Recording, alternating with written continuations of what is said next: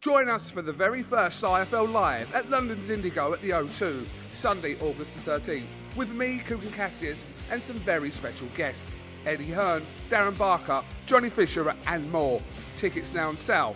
So in the words of Eddie Hearn, you get up, you dress up, and you fucking show up. This is KUGAN CASSIUS for IFL TV, proudly sponsored by Everlast. Delighted to be joined by professional fighter Jack Catterall. How are we doing, Coog? And professional manager Sam Jones. How are you? I'm good, Cougan. How are you, mate? All good, all good. We're melting here somewhere, but it is very hot here in Dubai. Jack, first of all, how's things? Yeah, good, Coog.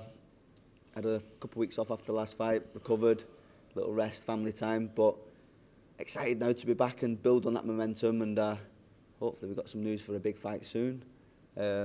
We've got a fighter fighting Saturday who trains in Manchester with us, so we've come out here to support him, but it's warm out here. But all is good, yeah, just enjoying life and making the most of every day.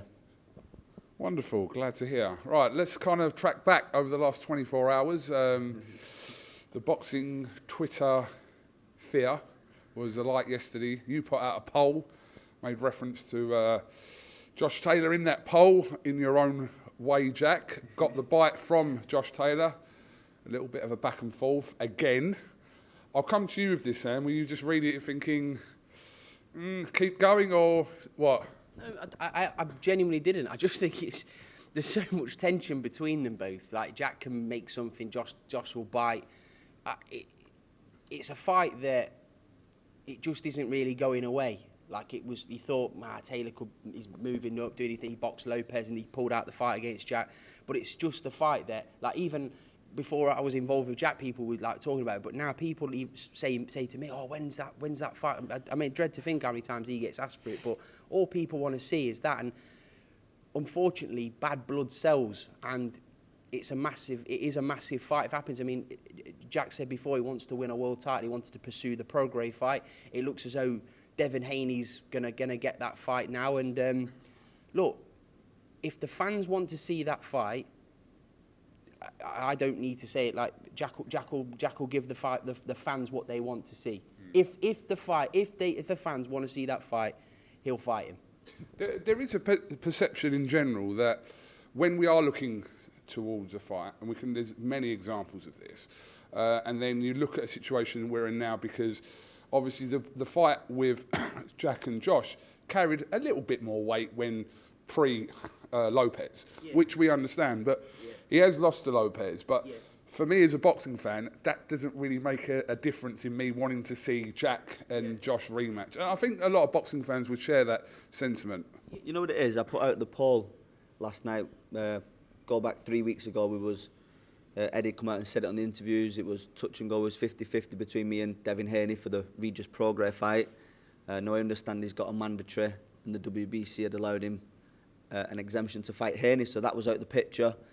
And then there was mention of a few other fighters, but day in, day out, I'm getting messages about the fight. So I put him on the poll again, and you've seen yourself, it's a fight that still captures the public imagination, and it's a fight that it's a weird one for me because it's not for the world title. There's no world title in line, but like Sam said, there is a lot of needle there still, and I think a lot of people want to see that fight.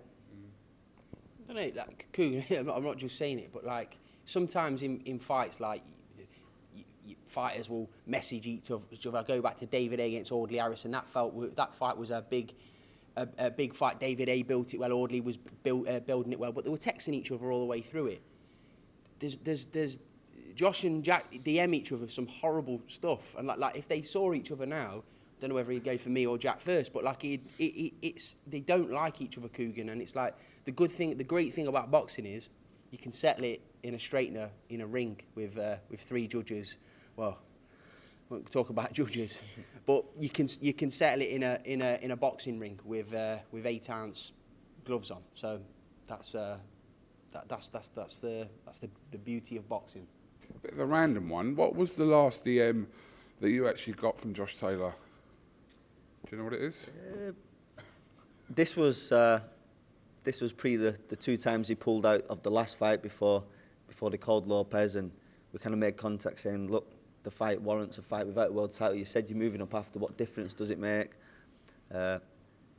He come out and said all these excuses that he was struggling to it, but decided to fight a year later at 140 and got beat up. But the last DM was a message from me last night because... Oh, you DM'd him last night? I DM'd him last night because he goes on saying, I said, no, UK broadcast picked up the undisputed fight. He said it because of COVID, so I think he'd been on the drink or whatnot because it didn't make sense. I said he was a lot thicker than I first thought he was, and he's not got back yet.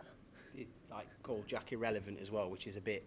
Listen, Josh Taylor's career should have been, in my opinion, a lot... And I'm not saying this in a sarcastic way as well before all the idiots like Pilot. Josh Taylor's a fantastic fighter, one of the best British fighters that's ever come out of Britain. He really is an undisputed champion. But I don't think it's fair that he should get... Every time he logs on to Twitter, honestly, it's just a barrage of abuse. I thought I was half disliked on Twitter. Mate, he's took the cake. It's like you look at the comment he put about Jack saying Jack's irrelevant. Jack's always had a broadcaster behind him. Yeah, he's jumped. Jack said he's never really found a settled home, but he's always had a broadcaster broadcasting his fights. Josh Taylor boxed on Fight TV for the undisputed world title, which I didn't think was fair. I even sent a tweet saying, surely a UK broadcaster is going to pick this up. So you can't call Jack irrelevant when you've got... I remember Josh was very angry at he's like, I can't believe no one's picked this up. It's that you can't call him irrelevant when that's happening to you. Let's just like stop the silliness. If he wants to fight Jack, we're here to make that fight. If not, move on.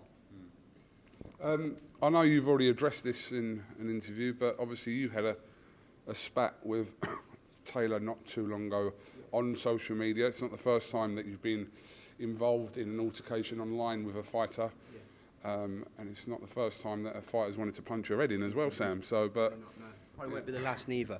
No, but I think people will see my response as I was respectful to him because I was a Taylor fan. Like it's not my fault Jack beat you in a fight. It isn't my fault that people terrorise you online because you've had the chance to fight. Listen, there's only rematches usually. One, because there's a rematch clause in the fight, but two, because there's controversy. There's massive controversy in it because Jack won the fight. He's moved on from it. Do you know what I mean? It is what it is. There's an L on Jack's box rec that shouldn't be there, but it is there. Josh Taylor, I don't believe, if he ever, well, when he retires from boxing, he's had a glittering career, it'll always be on his mind. Jack, the situation with Jack, because his own fans DM Jack, they DM even me, like, oh, Josh has to put that right. Well, there's no roadblocks now. The roadblocks before was, he had a mandatory here, he had to vacate the belt. Josh vacated all his belts. Jack had a situation he had to sort out to make the fight. They both played their part to make the fight, and then he pulled out and went and did something else. Listen, I respect Josh Taylor as a fighter, and I really do. I say it with a very straight face. I respect him lots. But if he wants to make the fight, there is nothing stopping the fight happening now. Jack wanted a world title fight, and that he prioritised that over any fight because he wants to become world champion. Everyone's tied up at the moment. Let's make the fucking fight. So you were saying, Sam? I can't remember where we were.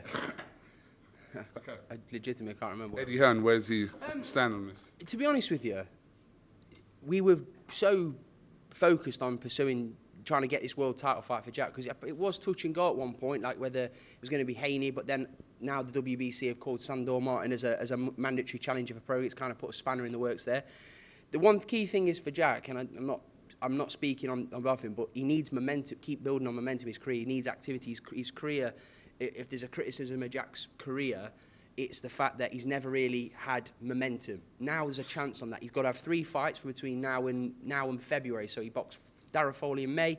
We're going to fight in October, and then there's another fight in February. But I'm just saying from a boxing fan's perspective, everybody wants to see Josh Taylor against Jack Catterall.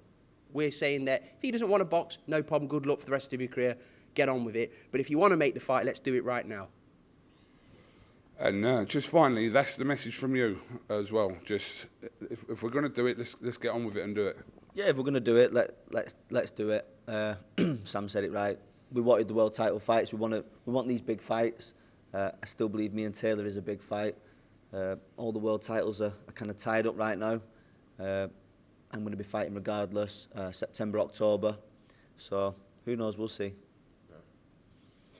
All right, well, listen, guys. What do you think of the fight, Kugan? What do I think of the fight? Yeah, what do you think of the fight? I want to see it.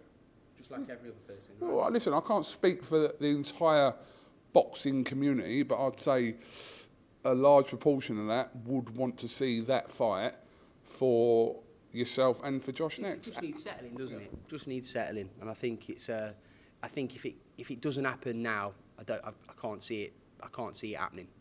Yeah, I mean, listen, even prior to the Teofimo Lopez fight, I didn't blame Josh Taylor. That was a big fight for Josh Taylor to be in. It didn't sell very well. It doesn't matter. It's still, listen, it was Lopez, so you can understand that. But right now, it just seems like probably a better time than any other time for this fight to happen. So Yeah, I agree. we'll see what happens. We'll see what happens. Okay. Have you guys got anything else you'd like to add before we finish? Nice watch, Kugan. See you in a bit, mate.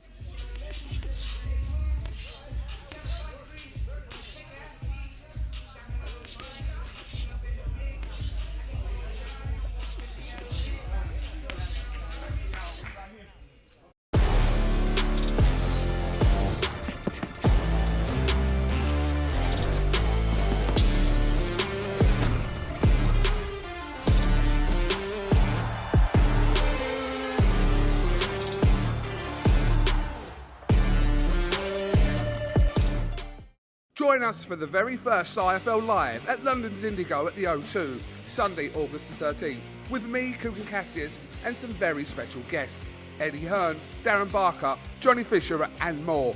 Tickets now on sale. So in the words of Eddie Hearn, You get up, you dress up, and you fucking show up.